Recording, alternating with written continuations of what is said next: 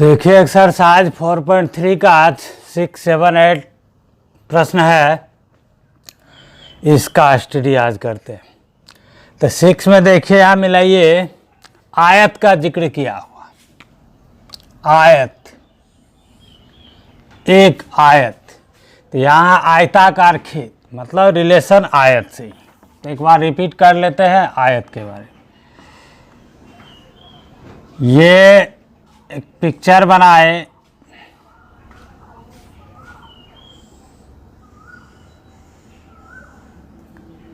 आयत हुआ, इसका नाम ABCD।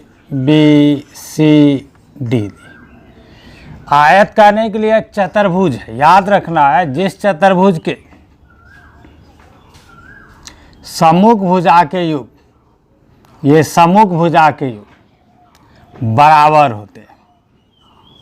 तो चतुर्भुज में सम्मुख भुजा के दो युग्म होते हैं।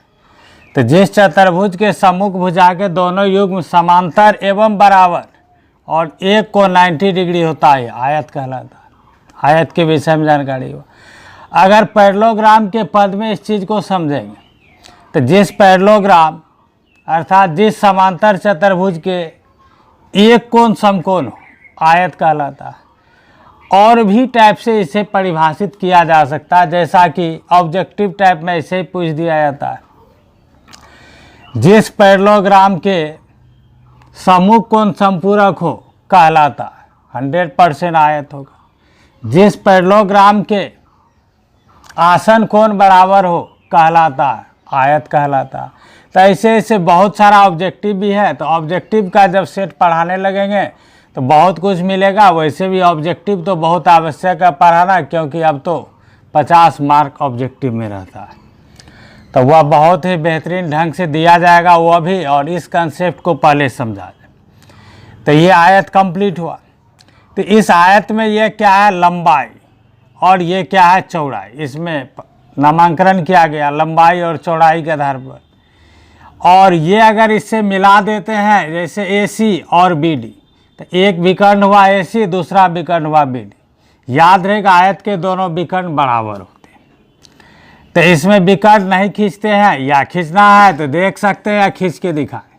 तो दोनों विकर्ण खींचेंगे तो थोड़ा सा पिक्चर अल्टर दिखने लगेगा। तो एक ही विकर्ण में समझते हैं। तो यह अगर लंबाई है लेंथ, यह चौड़ाई है या ब्रीथ, और ये अगर इसके डायगोनल विकर्ण कर दिए तो इन तीनों के बीच एक रिलेशन बना। तो रिलेशन किस आधार से याद रखना है, तो यहाँ देखिएगा कि जब यहाँ एक विकर्ण प्रदर्शित किया गया, दिखाया गया, चित्र खींचे, तो यह एक समकोण त्रिभुज बना। तो समकोण त्रिभुज से तो परिचित पहले से ही है, अगर नहीं है तो फिर भी समझिए। समकोण त्रिभुज में जो सबसे बड़ी भुजा का जो वर्ग होता है वह अन्य दो छोटी भुजा के वर्गों के योग के बराबर है। तो यहाँ बड़ी भुजा जो है समकोण त्रिभुज का, वह आयत का क्या है, विकर्ण है, जो कि समकोण त्रिभुज का कर्ण है। तो यहाँ देखिए क्या बन गया, विकर्ण का जो स्क्वायर है वह इसके लंबाई के स्क्वायर प्लस चौड़ाई के स्क्वायर के योगफल के बराबर है। इस तरह से अगर समझेंगे तो यह हुआ जैसे विकर्ण का स्क्वायर बराबर यहाँ क्या हो जाएगा, लंबाई का स्क्वायर प्लस चौड़ाई का स्क्वायर। यही रिलेशन है। और इस रिलेशन को अगर बदल बदल करके और भी रिलेशन में लिखा जाए तो वो बड़ी बात नहीं है, वो और भी रिलेशन बन सकता है। जैसा कि विकर्ण इक्वल हो सकता है रूट लंबाई स्क्वायर प्लस चौड़ाई स्क्वायर। फिर लंबाई इक्वल लिख सकते हैं रूट विकर्ण स्क्वायर माइनस चौड़ाई स्क्वायर। फिर चौड़ाई स्क्वायर बराबर चौड़ाई बराबर लिख सकते हैं रूट विकर्ण स्क्वायर माइनस लंबाई स्क्वायर। इस तरह से स्क्वायर हटाएंगे तो और भी रूट होगा। तो रिलेशन और भी बन सकता है, लेकिन मेन रिलेशन यही है जो इस सवाल में भी हमें मदद करेगा। इसी से यह सॉल्व होगा। तो आयत समझा दिए, पिक्चर भी बनाए, परिभाषा भी दिए। अब सवाल को समझ। तो इस सवाल में तीनों भुजाओं के बीच रिलेशन दिया हुआ है, विकर्ण, लंबाई, चौड़ाई। तो पहले किससे मैच होगा वह देखते हैं। ऐसे यह बात भी माइंड में सेट कीजिए कि इस सवाल में हम विकर्ण को x मानेंगे तब भी सॉल्व होगा, लंबाई को x मानेंगे तब भी सॉल्व होगा, चौड़ाई को x मानेंगे तब भी सॉल्व होगा। तो इसमें छोटी भुजा बड़ी भुजा का जिक्र किया गया है, तो वही दोनों में से एक लंबाई होगा एक चौड़ाई होगा। अब विकर्ण तो लिखा हुआ। तो देखते हैं सवाल मैच कर। तो इस आयताकार खेत के विकर्ण उसकी छोटी भुजा से 60 मीटर अधिक। तो यहाँ देखिए छोटी भुजा का जिक्र है और यहाँ विकर्ण का। तो विकर्ण का सबसे पहला सेंटेंस पढ़े तो यहाँ रिलेशन है छोटी भुजा के साथ विकर्ण का, या विकर्ण और छोटी भुजाओं में रिलेशन है। आगे भी कहीं और भी साथ भुजा के साथ रिलेशन होगा, तो यहीं से प्रारंभ करते हैं। वैसे बनाने के लिए किसी को ही मान के इसमें बनाया जा सकता, लंबाई चौड़ाई या विकर्ण तीनों में से किसी को। तो फिलहाल आसान, यहाँ छोटी भुजा से विकर्ण कहा था 60 अधिक। तो हम यह दिखाए थे, पढ़ाए थे पहले भी, से का के की सा से सी, जिसमें लगा हो उससे अधिक हो, कम हो, गुना हो, भाग हो, वह काम उसी में करना। तो छोटी भुजा से 60 अधिक का जिक्र है, इसका मतलब है 60 छोटी भुजा में अगर ऐड कर देंगे तो हमें विकर्ण मिल जाएगा। तो यही रिलेशन मैच करें। अच्छा, या विकर्ण को मानेंगे तो छोटी भुजा क्या होगा, उसमें से 60 घटाएंगे। तो विकर्ण यहाँ नहीं बल्कि छोटी भुजा सीधा पड़ेगा। इसी सॉल्व करते बनाते हैं। तो यहाँ लिखे माना कि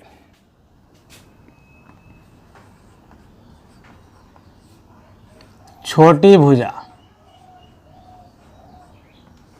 अगर इसका नाम बदल सकते हैं, ऐसे लिख सकते हैं चौड़ाई के रूप में, तो आप लिख सकते हैं और भी अच्छा होगा, या हम यहाँ करके लिख भी देते हैं, या चौड़ाई संकेत हो जाएगा बी, ये x मीटर हो गया।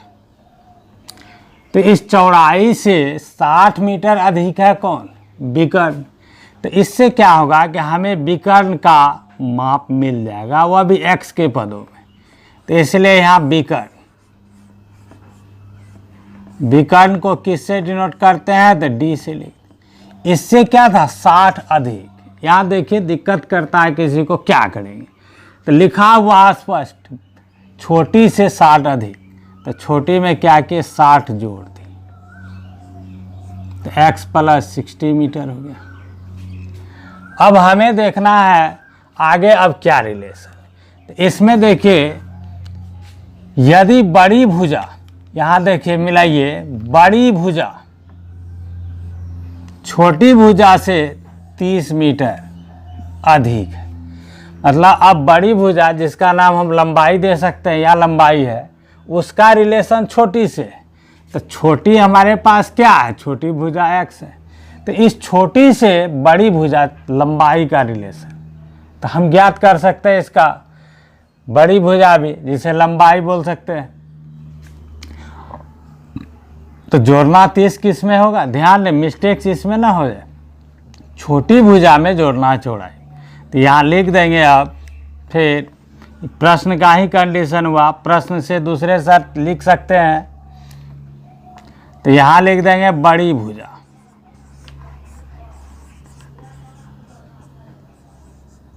या इसी को लिखते हैं लंबाई,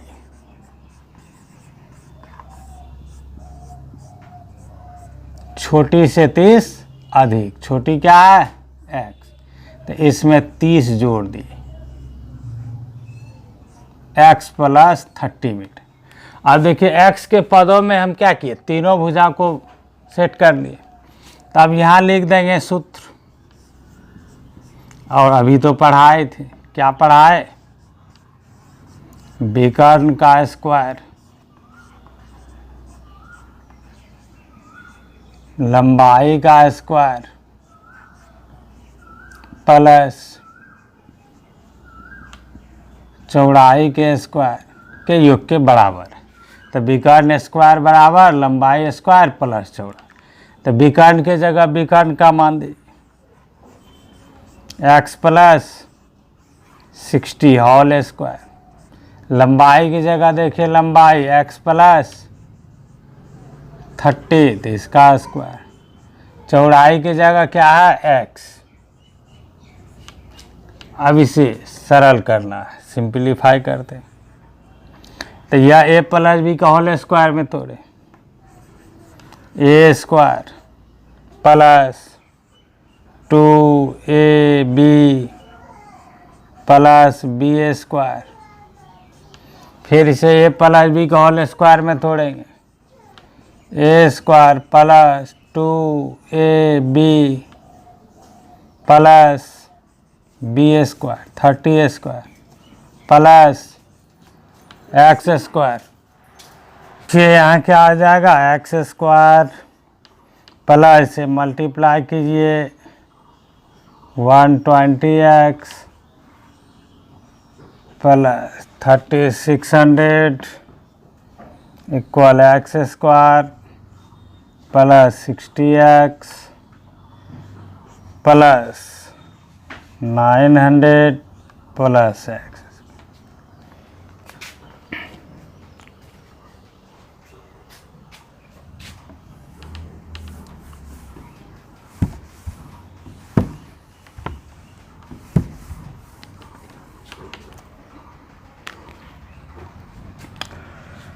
अब यहाँ देखिए एक्स स्क्वायर को हटा देते, बराबर में है, कैंसिल हो जाएगा, या उस पक्ष में ले जाएंगे कट जाएगा।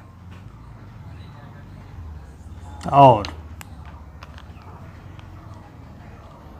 एक्स स्क्वायर देखिए लिखे प्लस 60x लिखे, ये 120 इसको उस पक्ष में ले गए तो माइनस 120x प्लस 900, इस 3600 को इसको भी इस पक्ष में ले जाइए, बराबर जी X square minus 60x minus 27 अब इसका मध्यम पद को बांट दीजिए, या पूर्ण वर्ग से बनाना चाहते हैं तो उससे बनाइए, द्विघात सूत्र से बनाना चाहते हैं उससे बनाइए, लेकिन फैक्टर भी आसान है इसलिए कर देते। एक्स स्क्वायर देखिए 90 और 30, इस दोनों गुना कीजिए 700, दोनों घटा दीजिए तो 60 मिल रहा है। तो यहाँ आ गया minus 90x plus 30x 0, x common लिए x माइनस 90 प्लस 30 कॉमन लिए x माइनस 90 इक्वल 0। यहाँ कॉमन लेने के बाद मिला भी लेना चाहिए, बराबर है, देखिए बिल्कुल 100% बराबर। x minus 90 x plus 30 equal 0, इसलिए x इक्वल 90 माइनस 30।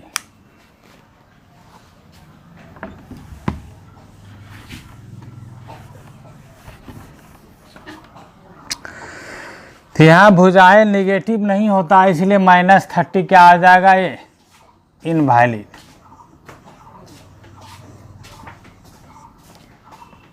तो बचा x का मान 90, तो यहाँ से लिख देंगे। अब क्या सा मांगा गया था, तीनों भुजाएं, तो सबसे पहले यहाँ लिख दिए छोटी भुजा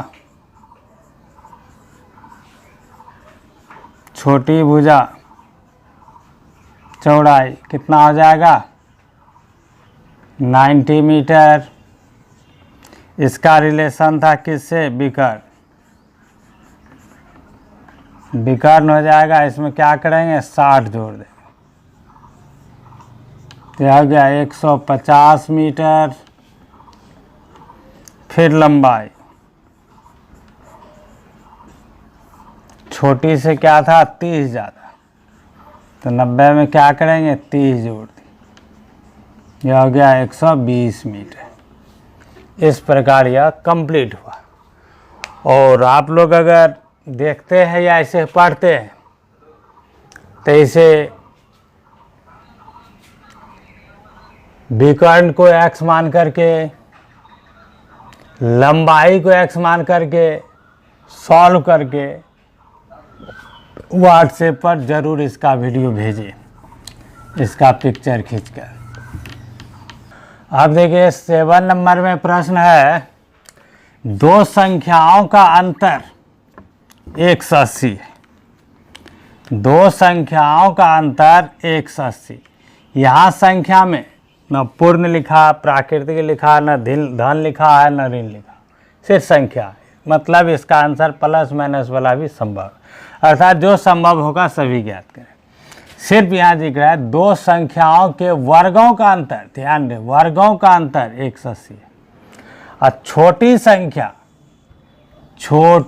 संख्या का वर्ग, तो का लिखा क्या इसी में वर्ग है, तो इसी का वर्ग करेंगे। बड़ी संख्या का 8 गुना, तो 8 से गुना किस में होगा, बड़ी में, यही समझना है इसमें। तो यहाँ देखते हैं,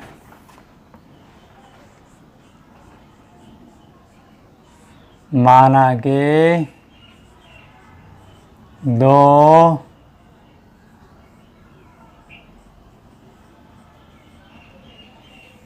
संख्याओं में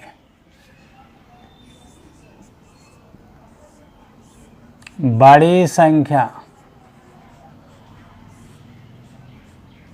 x तथा छोटी संख्या y। तो प्रश्न के पहले शर्त,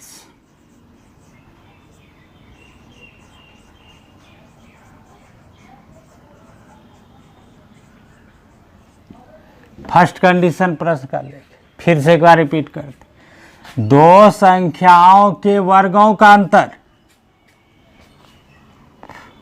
तो दो संख्या क्या है, x और y, दोनों के वर्ग, तो x का वर्ग x स्क्वायर, इसका वर्ग y स्क्वायर के क्या अंतर, x square minus y square बराबर क्या दिया हुआ,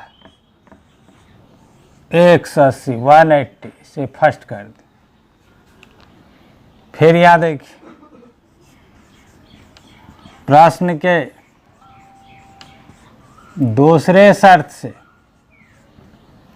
प्रश्न के दूसरे शर्त में दिया है छोटी संख्या का वर्ग, तो छोटी स्पष्ट लिखे थे ना इसलिए बड़ी छोटी करके, तो छोटी का वर्ग, तो छोटी संख्या y है, y का वर्ग, ठीक है। क्या है इसमें, बड़ी संख्या का 8 गुना है, तो बड़ी संख्या यहाँ क्या है, x है, तो बड़ी का 8 गुना मतलब 8x। तो पुट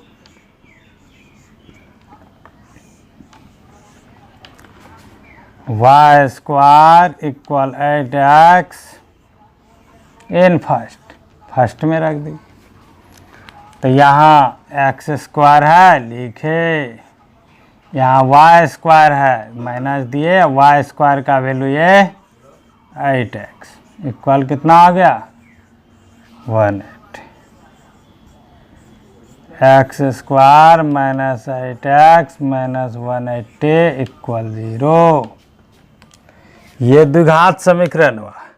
फिर इसे आप 3 मेथड में किसी भी मेथड से आप बनाइए। अच्छा है अगर कंप्लीट स्क्वायर आपका बहुत मजबूत है तो उससे बनाइए, फैक्टर मजबूत है उससे बनाइए, द्विघात सूत्र भी मजबूत है उससे बनाइए, या अब सब मजबूत ही है तो अपनी इच्छा के अनुसार जिस तरीका से बनना बनाइए। तो मेरे लिए सबसे आसान है पड़ रहा फैक्टराइज, फैक्टर कर दी x square minus 18x plus 10x minus equal 0, x square minus 18x plus 10x minus 180। अर्थात 180 का खंड हो गया 18 और 10। इन दोनों को देखिए, जोड़िए, सिंप्लीफाई कीजिए तो -8 मल्टीप्लाई कीजिए -180। तो यहाँ x कॉमन लीजिए, x -18 प्लस 10 कॉमन लीजिए, x -18 इक्वल 0। यहाँ कॉमन लेने के बाद सेम है, तो यहाँ फिर कॉमन ले लीजिए, x -18 x + 10 इक्वल 0। इसलिए x के मान, ये माइनस में है, उस तरफ गया तो प्लस, ये हो गया -10। तो अब हमें देखना है यहाँ, जब x बराबर 18 put x equal 18 in second में ही रखना आसान होगा। तो यहाँ क्या है, y² इक्वल 8x, तो 8 × 18, तो y² बराबर 144। इसलिए y बराबर क्या होगा, ±√ 144 ± 12। तो ये हमें y का मान मिला। अब फिर एक वैल्यू और है यहाँ x का, अभी तो इनवैलिड नहीं कर सकते हैं, फिर देखते हैं। जब x का मान आया -10, तो इसे भी चेक करेंगे कि y आता है या नहीं। तो x equal -8 in second, first या सेकेंड किसी में रख सकते हैं, सेकेंड में आसान हो। तो y² बराबर हुआ 8 × -10, इसलिए y बराबर हुआ √-8। तो जब रूट में कोई निगेटिव संख्या आता है तो ये रियल नंबर नहीं होता है, ये वास्तविक संख्या नहीं है, तो इसलिए क्या हो जाएगा, इनवैलिड। ये हुआ इनवैलिड। तो अब कन्फर्म इसका कर देंगे कि आंसर इसका क्या क्या आएगा। तो हमें ज्ञात हुआ था x का मान यहाँ था 18, तो y निकला था हमें ±12। तो संख्याएं जो होगा इसका, दोनों संख्याएं, ये संख्याएं होगा 18, 12 या 18 -12, ये दोनों आंसर इसका लिख सकते हैं। 8 नंबर के प्रश्न है, एक रेलगाड़ी एक समान चाल से 360 किलोमीटर की दूरी तय करती है। यहाँ तक का सेंटेंस खत्म हुआ। कितना दूरी तय करना है, तो 360 किलोमीटर। तो इसे पहले ही जिक्र कर लेते हैं दूरी। टोटल दूरी कितना है, 360 किलोमीटर।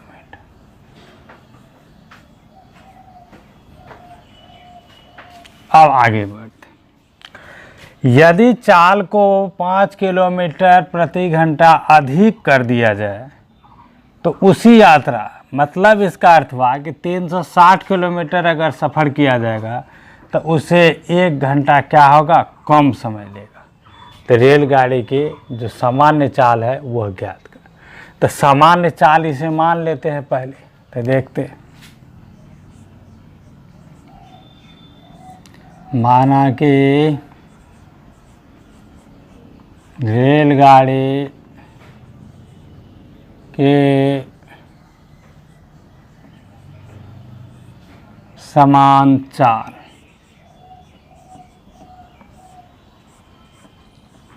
x किलोमीटर प्रति घंटा चाल मान। अब यहाँ एक चीज़ मिला, ये हम लोग दूरी, चाल और समय, इन तीनों के बीच रिलेशन पढ़े। दूरी बराबर क्या पढ़े हैं, चाल गुना समय। समय बराबर क्या पढ़े हैं, दूरी बट्टा चाल। और चाल बराबर क्या पढ़ते हैं, दूरी बट्टा समय। तो हमें यहाँ फिलहाल ज़रूरत है समय का, क्योंकि दूरी मालूम है और चाल मालूम है। तो समय इसमें ज्ञात करेंगे। तो यहाँ समझना है, समझ कर क्लियर। जब दूरी 360 किलोमीटर है और रेलगाड़ी अगर इस x किलोमीटर प्रति घंटा की चाल से अगर चल रहा है, तो इस स्थिति में समय तो लगेगा 360 किलोमीटर सफ़र करने में, या टोटल दूरी तय करने में कितना समय लगेगा, कुछ तो होगा। तो यही चर्चा यहाँ पर समझना था और यह यहाँ लिखा जाएगा। तो यहाँ लिख देंगे इस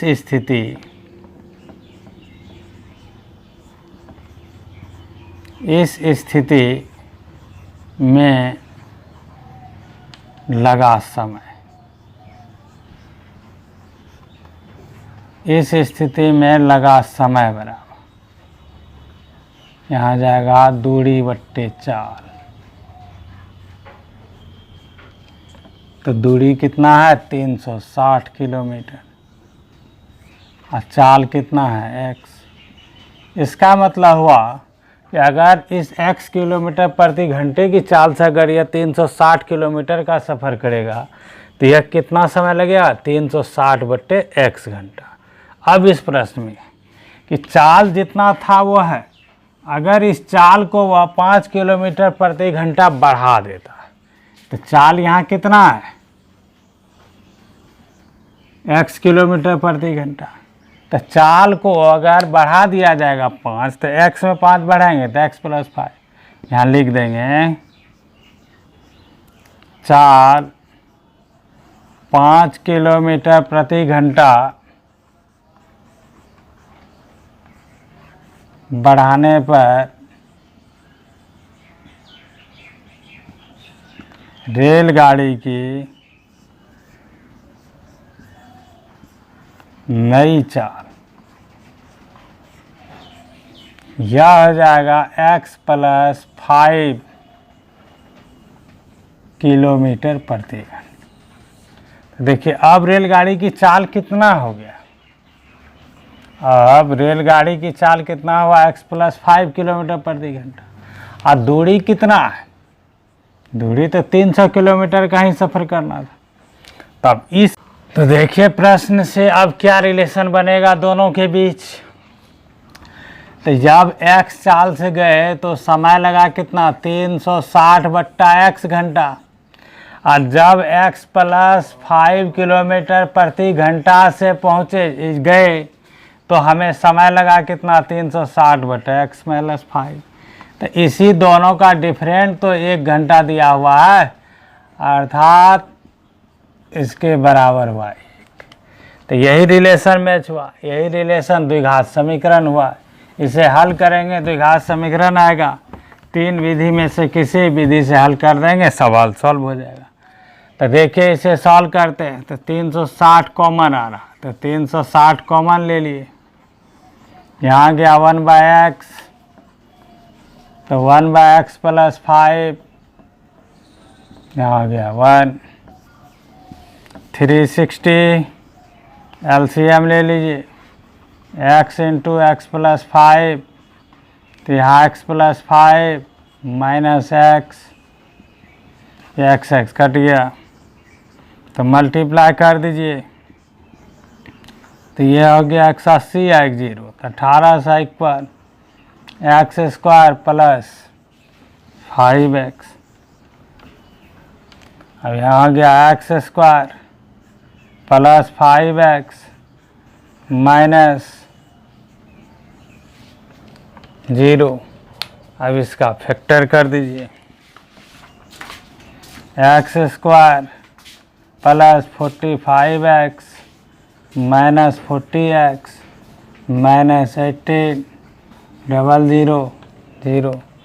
देख लीजिए 45 × 4 तो 180, तो 18 से पुट गया, दोनों का जो है जोड़ + 5x। अब इसमें कॉमन कर दीजिए,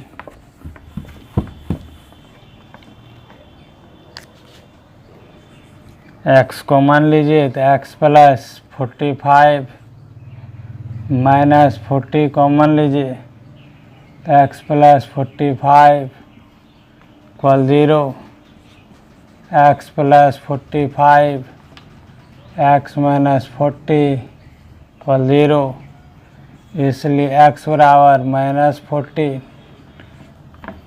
-45 एंड 40। तो ये तो इनवैलिड हो गया, x के मान क्या है वे 40। तो यही हो गया था रेलगाड़ी का समान चाल 40 किलोमीटर प्रति घंटा।